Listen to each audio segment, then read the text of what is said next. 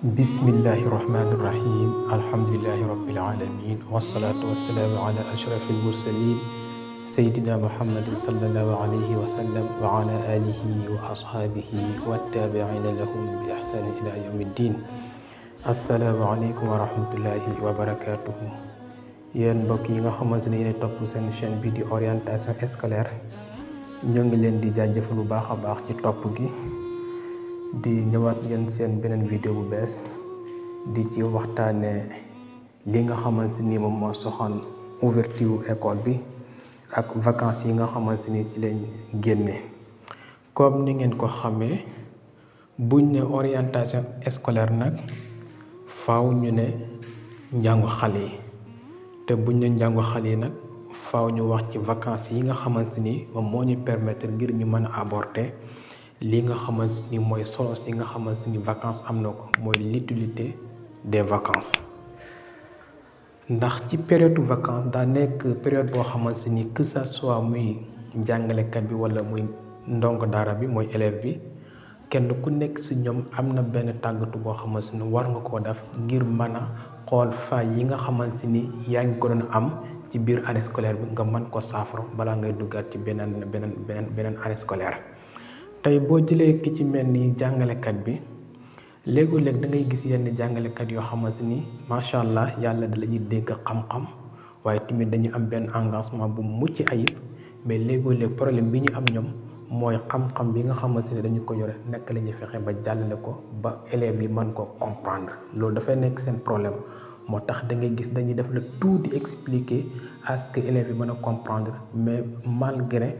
effort yi ñuy def di expliquer élèves du ñu mën a comprendre loolu tamit da ngay gis ne kon c'est un faille la boo xamante ni ci vacances yi jàngalekat bi dina ci góorgóorlu ngir xool moom programme bi doon jàngale daaw ana lan la ci war a changer wala programme bi doon jàngale daaw ana lan la ci war a yokk wala ana lan la ci war a bàyyi. loolu tamit da ngay gis ne jàngalekat bi pour mu mën a jël temps ngir mu mën koo réaliser faaw mu nekk ci vacances yi bu ko defee man koo waaj yàlla man ko si jàppandal. D'où l'importance de l'expérience de l'enseignant dans le système éducatif ndax buñ naan expérience bi ki la ci ëpp expérience rek chaque année dina indi benn méthode boo xamante ni nekkul woon na méthode boobu la doon jàngale ci année bi passée. kon loolu mooy côté bi nga xamante ni jàngalekat bi dina ko jëriñoo ci li nga xamante ni moom mooy vacances. tey boo ñëwee ci ki nga xamante ni moom mooy élève bi li ñu seetlu tamit mooy ci biir année scolaire bi élève bi dina ci am ay matières yoo xamante ni da ciy faible am ay domaines yoo xamante ni da ciy faible ndax comme ni ñu ko xamee am na yaa ce qu'on appelle le domaine scientifique et le domaine littéraire. dafa am ci élèves yoo xamante ni que ça soit muy le domaine scientifique dañ ci faible de trop ba duñ ko nangoo jàng am na ci élèves yoo xamante ni dañuy faible tamit ci le domaine littéraire. li ci ëpp solo mooy fexe ba ñaari domaines yëpp doo ci faible ci benn moo xam bii da nga ci am 50 bii nga am ci 50 mën koo boole mu mën laa jural résultat bu positif. su ko defee nag élève bi nga xamante ni dafa sentir ne am na matière wala domaine boo xam ne dama caa faible vacances yi da koy mën a permettre ngir mu mën di ci renforcer xool fi nga xamante ni fa la ay rëq-rëqam nekkee mu daal di ko mën a saafara ba nga xamante ni école su tijjee dafay mën a nekk à jour ak li nga xamante ni mooy li nga xamante ni mooy programme bi nga xamante ni moom la war a dérouler pendant neuf mois. te li ëpp solo ci commencement wu année bi mooy les premiers cours ndax premiers cours li tax mu am solo mooy premiers cours da lay mën a permettre ngay mën a nekk à la perspective waaye tamit da lay permettre ngay mën a di suivre say cours normalement en temps réel ba nga xamante ni di nga mën a préparer tamit les devoirs waaye di nga mën a préparer tamit li nga xamante ni moom mooy les compositions ndax premier cours yi tamit dañ la mën a permettre maanaam su fekkee say vacances góorgóorlu nga ci ba faiblesse yi nga amoon ba nga saafara ko dalay mën a permettre école buy tijji yow dootaa soxlaat ñi lay defal ay rappel mais da ngay ñëw rek daal di adopté commencé année bi noonu. te boobaa premier cours yooyu tamit dalay permettre tamit sa deuxième semestre doo ci am problème ndax premier semestre ak deuxième semestre benn suite logique la boo xamante ni su fekkente ne élève bi dafa fexe wala dafa sàggan ba premier semestre bi raw ko rek pour mu mën a adapté au deuxième semestre dafay xaw a métti moo tax te constat bi ñu seetlu ñun ñëpp lenn la mooy dañoo gis ne école bu tijjee première semaine bi jàngalekat yi prise de contact la ñuy def ak élèves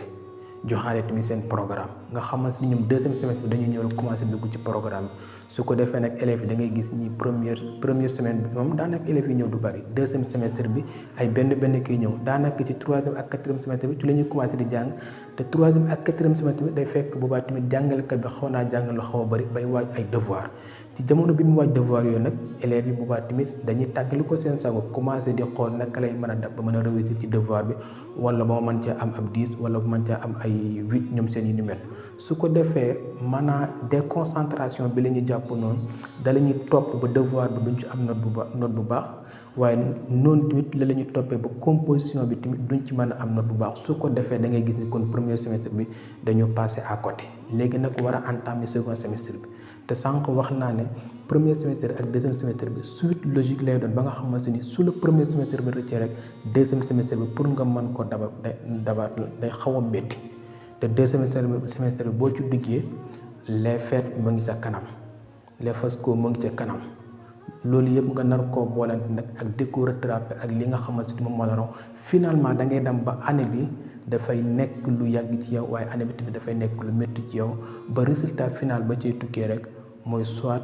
ngay def say devoir ak say composition di am moyenne bu catastrophe boo nga xamante ni la muy waneyaat rek mooy wala la muy tekki ci kanam rek mooy kii ni année bi ni dafay nekk une année blanche pour moom ndax année blanche du dara lu dul soit yow nga jàng ko ba kii mënuloo ci réussir